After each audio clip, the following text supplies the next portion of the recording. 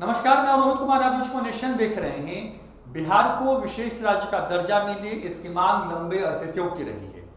Bihar corona संकट से जूझ रहा है। ऐसे में क्या ये सही वक्त है जब बिहार को उसका अधिकार मिलना चाहिए?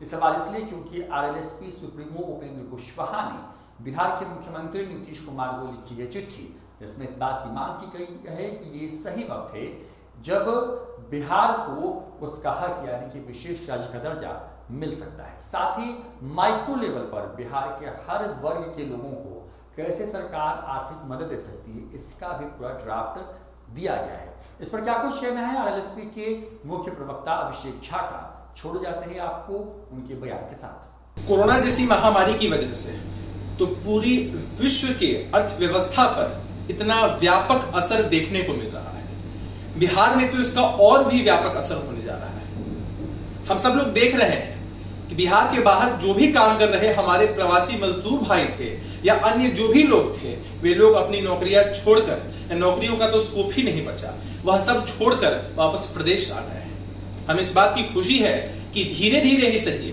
लेकिन हमारे प्रवासी मजदूर भाइयों का और अन्य लोगों का बिहार में वापसी हो रही है। लेकिन इन सब के बावजूद आगे के समय में जब लॉकडाउन खत्म होगा, जब हम इस महामारी से उबरेंगे, तो ऐसे सारे लोगों के रोजगार पर बहुत बड़ा गहरा संकट मंडराता दिख रहा है। बिहार पहले से ही इतना पिछड़ा हुआ है। बिहार के साथ पहले ही इतना अन्याय हो चुका है। आदरणीय प्रधानमंत्री नरेंद्र मोदी जी ने 20 लाख करोड़ के पैकेज की घोषणा की है। हम देख रहे हैं, एनालाइज करने की कोशिश कर रहे हैं कि आखिर इस 20 लाख करोड़ रुपए में से बिहार के हिस्से में कितना आने वाला है, क्योंकि बिहार की जनता को सरकार के इस तरह के वादों पर भरोसा नहीं रह गया है। मित्रों, मैं आपको याद दिलाना चाहता हूं आरा की वो घटना जो विधानसभा चुनाव से पहले आरा में प्रधानमंत्री नरेंद्र मोदी जी ने बिहार की जनता के लिए 1.25 लाख करोड़ के पैकेज की घोषणा की थी। चुनाव का परिणाम एनडीए के पक्ष में नहीं आया। नीतीश कुमार जी के नेतृत्व में महागठबंधन की सरकार बन गई। शायद इस वजह से बिहार के साथ पक्षपातपूर्ण रवैया किया गया होगा कि घोषित 1.25 लाख करोड़ का पैकेज बिहार को नहीं मिला, नहीं दिया गया। अभी हाल में किसी आरटीआई एक्टिविस्ट ने भी इसकी पड़ताल करने की कोशिश की तो सब सामने यही आया कि केंद्र की सरकार और बिहार की सरकार ने इसके लिए कोई प्रयास नहीं किया है कि बिहार को इतना बड़ा राहत का पैकेज दिया जाए। एक बात को बहुत ध्यान से समझने की जरूरत है। नीतीश कुमार जी ने भले ही जनादेश का अपमान किया और दोबारा बीजेपी की गोद में जाके बैठ गए, लेकिन उसका कुछ फायदा बिहार को नहीं हुआ। उनकी पार्टी का विकास एक तरह से देख लिया जाए तो हो सकता है, लेकिन बिहार को जो 1.25 लाख करोड़ का पैकेज मिलना चाहिए था, वह 1.25 लाख करोड़ का पैकेज नहीं मिला। बिहार में कई वर्षों से विशेष राज्य के दर्जे की मांग हो रही है। हम सब भी नीतीश कुमार जी से कहना चाहते हैं कि अब बिहार को इसकी बहुत जरूरत है।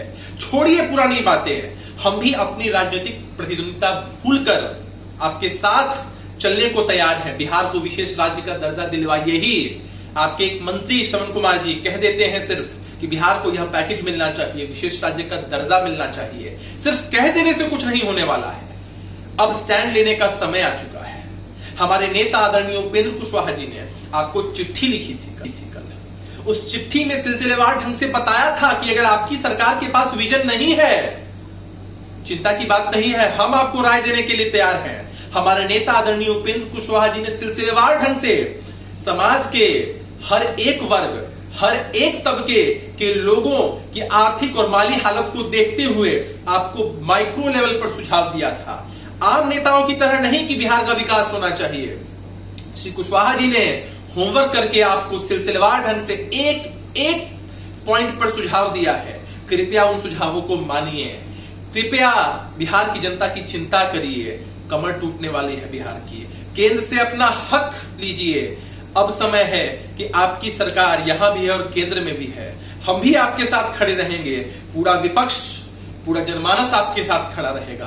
बिहार को विशेष राज्य का दर्जा दिलवाइए। बिहार के हिस्से का जो पैकेज है वो पैकेज दिलवाइए, अन्यथा आने वाले समय में बिहार की बड़ी बदहाल स्थिति होने वाली है।